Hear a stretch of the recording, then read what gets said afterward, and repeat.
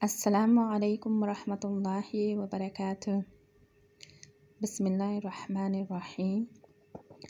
Today's lesson, we're going to be talking about complete sentences and incomplete sentences. In the previous lesson so far, we've covered the al-jumlatul ismiya and al-jumlatul fi'liya, and they were the noun sentences and the verbal sentences. So if you still don't understand these sentences, what these sentence refers to, so if you watch the previous videos, then inshallah all will become clear. And we also covered the noun, the verb, and we covered some particles. So we covered the ism, the fi'al, and the harf. So the ism being a noun, a fi'al being a doing word, and the harf being the connecting words, which connect the words together. So referring to the previous videos, you'll be able to catch up on all that. So today we're looking at I'll just go closer, al-murakkabut tam and al-murakkabun naqis. So the first one, al-murakkabut tam. So what is al-murakkabut tam? Al-murakkabut tam is a complete sentence, okay? So when we talk about the al-murakkabut tam, the murakkabut tam is a complete sentence. And the al-murakkabut naqis, so this is the murakkabun naqis is an incomplete sentence, okay? It's an incomplete sentence. So first of all, we'll start off with the murakkabut tam. So murakkabut tam refers to a complete sentence. So this refers to a combination of words from which complete meaning is understood, and this refers to a full sentence. And some examples of these full sentences are ar-rajulu qa'imun, which means the man is standing. Another example of a complete sentence, the murakkabut tam, which is a sentence which makes complete sense. Two or more words to make a sentence which is going to stand on its own. It makes sense on its own. Then the next sentence is ishrabil ma'a. So that means ishrabil ma', drink the water. Drink the water. So when we say drink the water, it's a sentence and it makes sense on its own. The next example is hal fahimta dars. Did you understand the lesson? Hal fahimta dars. Did you understand the lesson? So these are examples of murakkabut tam. And murakkabut tam is, like I've just mentioned, a complete sentence. So we need to learn the definition of a complete sentence and then have some examples like I've given. Ar-rajulu qa'imun, ishrabil ma'a, hal fahimta dars. So these are some examples of full sentences. You can, what I want you to do, sisters, for today's lesson, you can write out, think of your own sentences, and then write them out and then learn them. The Arabic language, the Arabic grammar that we are studying on this course is, for the vast majority of us, is something that is new to us. And so the only way we are going to pick up this new vocabulary is through practice. We need to practice. I'm afraid there's no easy way around it.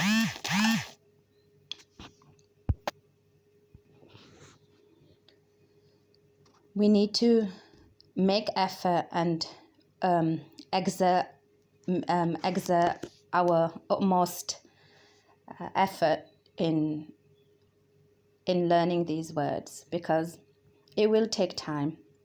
And the best way sometimes is just to write it out, and even if you're writing it out once or twice or even 3 times, and then just reading through them slowly, inshallah, the words will sink in.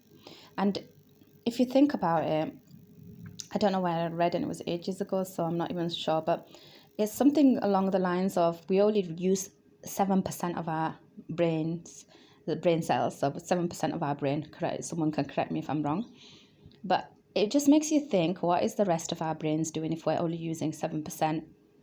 And if you think, our brain is equally a muscle, and this muscle needs to be used, and this muscle needs to be exercised. In the same way, for example, when you think of someone who's lifting weights in the gym, and some of these like bodybuilders, they can lift 2 to 3 times of their own weight, and they learn to do this. And this only comes through practice, because no one can, just go into a gym and lift 2 to 3 times their own body weight on the first day they go there.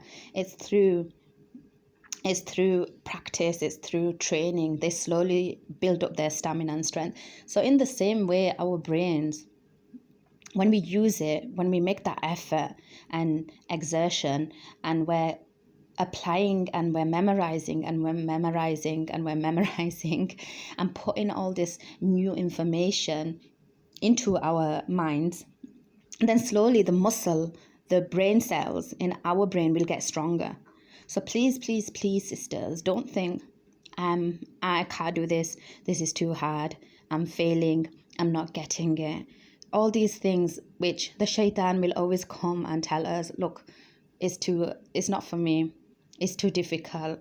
All the other sisters are getting it. I'm not. The other sisters, maybe, there's some people who memorization comes easy to them. But they've made their mind strong. They've made their brains strong. They've made their muscles strong by exercising that muscle. So if our minds are not strong and we find it difficult to memorize, then the only remedy for this is to keep on memorizing. And slowly but surely, you will see an improvement, inshallah. This is the only way. So a person might it might take like 5 times repetition and they've got it in their brain, whilst for another sister it might take 20 times. That's the difference. But we can all do this, and we will inshallah do this. So sisters, we need to persevere and never ever ever think of giving up or quitting. So yeah, because I've been in touch with some of the sisters, and some of them were saying how they're struggling and how difficult it was. But honestly, sisters, if we've learned the English language and the English vocabulary and English language, it does not follow many laws, many things that we have to just know. So Arabic is more structured, and it has like a set of defines rules and regulations and patterns that the words, groups of words follow. So it should be much, much easier once we are able to grasp these basic concepts that we're learning. So honestly, sisters, we all need to hang in there and continue on. Honestly, if you need to watch the video 2 times or 3 times or even 10 times, then do so.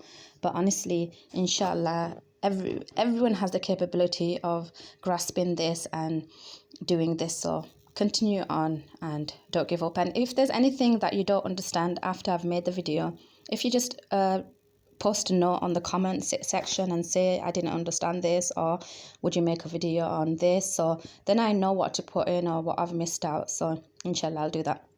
So going back to where I was, so I've just covered the muraqabut tam, and that is the complete sentence. And now we're going on to the muraqabun naqis, al-muraqabun naqis. So this refers to the incomplete sentence. And some examples are kitabu talibin. So that means a student's book. So by saying a student's book, that's not a full sentence. So it's an incomplete sentence, and this is why it's known as a muraqabun naqis. Another example of an incomplete sentence is ad-dars sahl. So that means easy lesson. That is also an incomplete sentence. Ad-dars sahl, which means an easy lesson. Another example of an incomplete sentence, muraqabun naqis, is qalami. Qalami refers to my pen. So as we've done previously, we know that The kalam, al-kalam, refers to a sentence.